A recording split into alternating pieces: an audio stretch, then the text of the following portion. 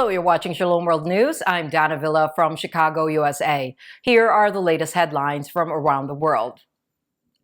The Pentagon has made yet another contentious statement against India ahead of the proposed visit of President Joe Biden to the country. State Department spokesperson Matthew Miller said that the Biden administration has raised the issue of human rights violations in India in the past and will continue to do so in the future.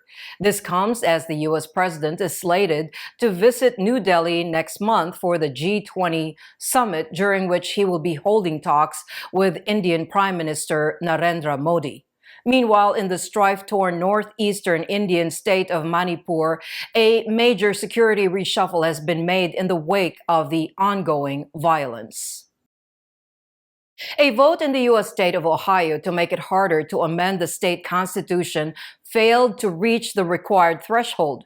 On Tuesday, August 8, voters rejected State Issue 1 by a large margin. This means that the threshold for future votes will remain at 50% instead of the 60% initiative would have required had it been passed. The vote on State Issue 1 witnessed a massive early turnout. As of last Wednesday, more than 533,000 voters exercised their franchise in person or by mail after voting began on July 11. Democrat opponents of the measure made the argument that the initiative would take away power from voters and give it to politicians. A Christian persecution watchdog has accused Russia of conducting a brutal campaign against Christians in Ukraine since the onset of the invasion.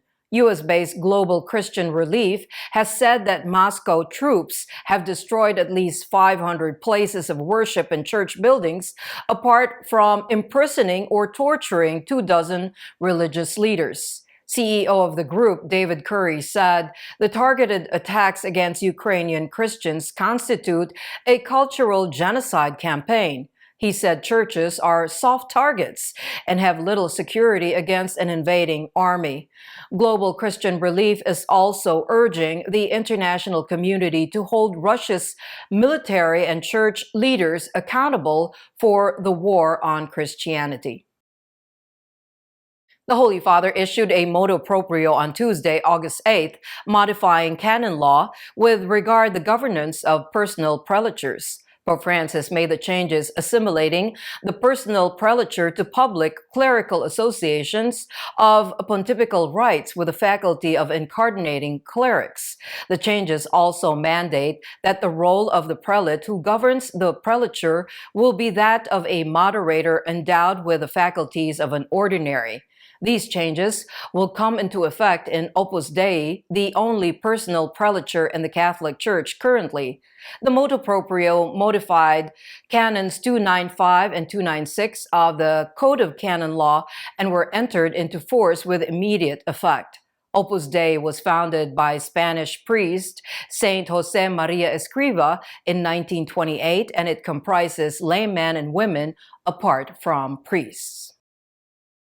Climate change is wreaking havoc in Europe, with Portugal struggling from wildfires and Slovenia reeling from floods and landslides.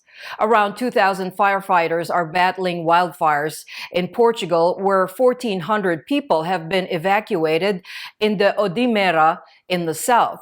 Some 9 firefighters have suffered injuries as the blaze rages. The wildfires are linked to acute heat waves hitting the Iberian Peninsula, with temperatures reaching more than 40 degrees Celsius. In neighboring Spain, the authorities said that 3 major wildfires that disseminated hundreds of hectares during the weekend have been brought under control. Meanwhile, the European Union and the NATO military alliance are rushing aid to Slovenia, where deadly flooding over the weekend resulted in 6 casualties and serious damage to homes and buildings. Flooding has affected 2/3 of the small European nation. The United Nations Children's Fund, or UNICEF, has sounded the alarm over the worsening internal security crisis in the Caribbean nation of Haiti. The UN body has said that some 300 cases of abduction of women and children have been reported from the impoverished country in the first half of this year. It is almost double the total number compared to the same period last year. UNICEF blames the armed gangs for abducting women and kids for financial gain or tactical advantage during the turf wars. Abductees who return home are physically and mentally scarred and lasting many years. The UN group also warned that the local healthcare and the educational systems are in shambles. In the U.S. state of Alaska, a school district has enforced a policy permitting students to withhold their gender identity from parents. The watchdog group Parents Defending Education is alleging that the Anchorage School District is doing so if the family of the gender dysphoric student is not supporting the desire to transition. The school district mentioned that notifying parents carries risks for the student in certain cases if the family does not allow a gender change procedure. The district has also brought out a confidential form allowing students to include their birth name and preferred name along with the locker room and bathroom preferences. In Vietnam, President Vo Van Thuong made the recent visit to the headquarters of the National Bishops' Conference in Ho Chi Minh City. The August 7 visit comes after his recent audience with Pope Francis in the Vatican and the signing of a historic pact that will now have the resident papal representative and office of the resident envoy of the Holy See in Vietnam. During the visit, the president of the communist nation acknowledged the contributions made by the Catholic Church to the Vietnam society. He also spoke about his European visit and the audience with the Holy Father. He said he was impressed by his meeting with the Pope and his message on human fraternity. President Thuong said the nation was proceeding in the same direction as envisaged by the pontiff. Meanwhile, in Turkey, nationalist and Islamist organizations close to President Recep Erdogan are demanding the cancellation of the celebration of the Assumption of Our Lady in a historic monastery. Retired Admiral Cihat Yaci of the Turkish Maritime Global Strategy Center is spearheading the campaign to revoke the permit given by the Trabzon governor's office for the ceremony. The celebration is annually held at the 1600-year-old Somila Monastery in the northwestern province on August 15 by the Eastern Orthodox Church's Constantinople Patriarchate. The Turkish Maritime Global Strategy Center also took to Twitter to make a scathing attack on Ecumenical Patriarch Bartholomew I, who is the spiritual head of the Eastern Orthodox Christians. This year marks the 10th anniversary of the celebration of the Assumption in the monastery. The Holy Father has released the theme of his message for the 57th World Day of Peace. In his message, he speaks on artificial intelligence and peace. The pontiff is calling for open dialogue among various stakeholders regarding the disruptive possibilities and ambivalent effects of artificial intelligence. The message was presented in a statement by the Dicastery for the Promotion of Integral Human Development on August 8th. The Holy Father said in the message that AI is making a rapid advantage and having a big impact on human activity, personal and social life, and the economy as well. He is also stressing the need to be vigilant while working on such systems so that the logic of violence and discrimination does not take root in the production of such AI devices.